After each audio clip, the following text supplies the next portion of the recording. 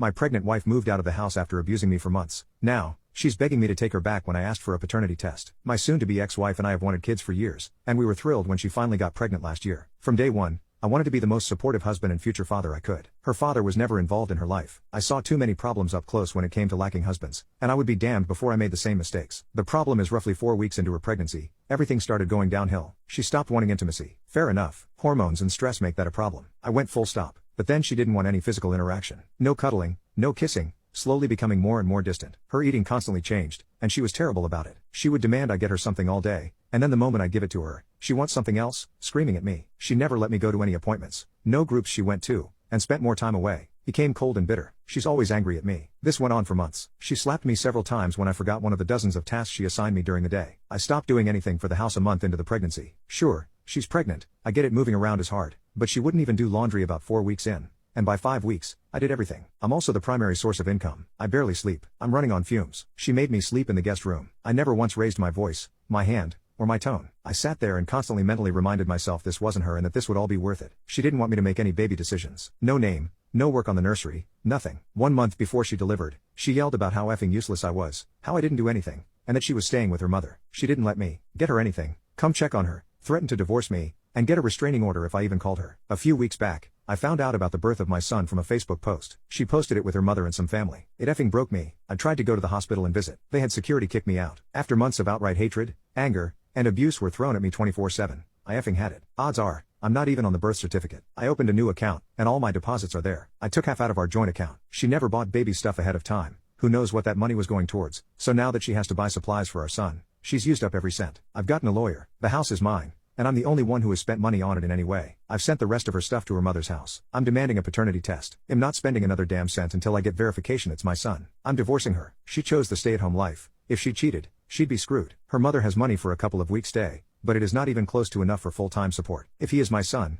I will get my rights as a father for a relationship. Last week, my soon-to-be ex called. She was practically hyperventilating. She wanted to come home. She was crying about how it was all a mistake. She's not staying with her mother. She's at a friend's house. She wants our son to have his father. I told her I don't effing believe he is my son. Why the F would she pull this poop if he is? Show me a paternity test, and I'll do everything I can for him. And him only. She wants to meet tomorrow at a park so I can talk to her. I said sure, so I could finally say everything I should have said months ago to her face. Update: before chatting with her, I spoke to my parents and sister about what was happening. My parents were flustered at me hiding the more unsavory details, to say the least, and are probably going to be checking up on me daily for the rest of the year to make sure I'm okay. My sister would probably have to be held back from thrashing her, so I had to get a friend to help with the chat since my sister could not contain herself. Within hours of the story going into the digital stratosphere, I called my wife back as quickly as possible to finally sit down and talk. We chose a local park this morning, and I had a friend record the conversation from beginning to end. I was ready to hear the generic affair story and get out of Dodge, but, of course, it got complicated. We met at a section with picnic tables and picked one as far away from other people as possible to avoid them getting wrapped up awkwardly. She looked terrible. Haggard was stressed and, thankfully, without the baby. She tried to have a big emotional chat and whatnot. I wasn't tearing up or acting like the hardened badass. Frankly, I just wanted to figure out what this was all for. I didn't even get to ask the question before the floodgates spilled. I will attempt to relay this story as best as I can because even looking back on the recording,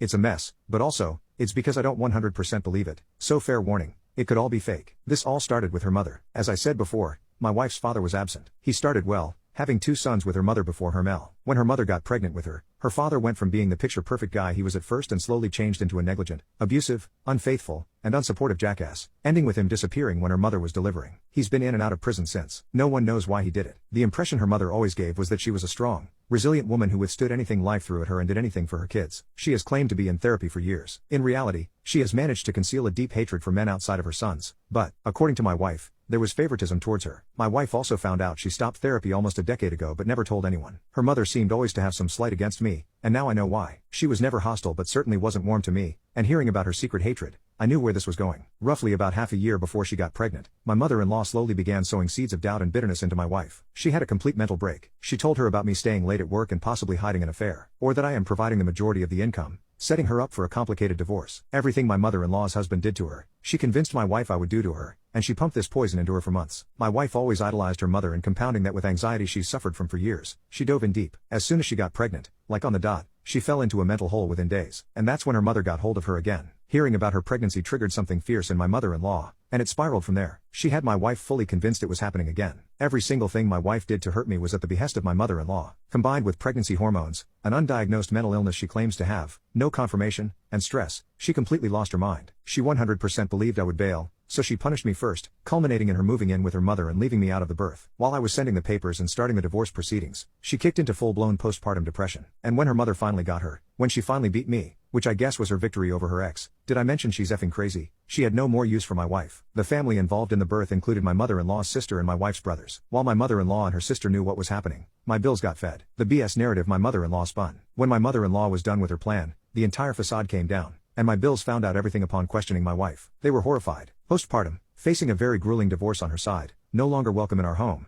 and having done everything to alienate me from my son at the behest of a broken lunatic, reality hit her like a truck. She torched her entire life because her mother is a broken shell of a human who used her to enact her sense of justice. The very mother who washed her hands of her after she got what she wanted. Or at least this is the story she gave me. Frankly, there are many holes in her story. The starting point of the pattern of abuse, the claims of who was involved in the delivery, me being absent from appointments, the friend, who she confirmed is female, she's staying with, and, of course, my alleged son's paternity. It seems way too effing crazy to be made up. Who would go to the effort to make this up by facing what she's facing? As soon as she finished, she said she was setting up a paternity test and gave me the info I needed. Luckily, it should be done in roughly a week or so once I do my part. She gave the most sincere apologies any human being has ever offered. She's begged for another chance. I was, frankly, too stunned to say anything, so she left and promised to call soon. I don't think I can give her another chance. I don't think I can ever risk anything like this again. God, I'm still hoping she's just being a cheating psycho and spinning a sympathy story to try and throw me off because this got way too complicated.